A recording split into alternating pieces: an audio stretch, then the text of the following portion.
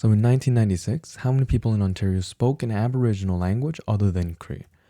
So that means, right, this is 1996 column, right? And this is the amount of Cree speakers, and this is the amount of total Aboriginal language speakers. So what we have to do is take the total and subtract the amount of people who spoke Cree. Right, this will be the other languages then. Right, so we need to take 1 from here, and this will become 10.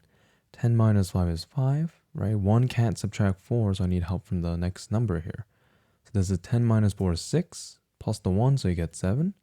I need help from the previous number again, right? So here's 10 minus 4 is 6, plus 3 is 9. Taking help from the other one, this is 10 minus 5, which is 5, plus 0. Okay, so that will be 5. So this is the total amount of people who spoke an Aboriginal language that it's not Cree in 1996, right? And let's estimate this to check whether this is correct. Okay, so here, right, I can estimate this so it's 21,000.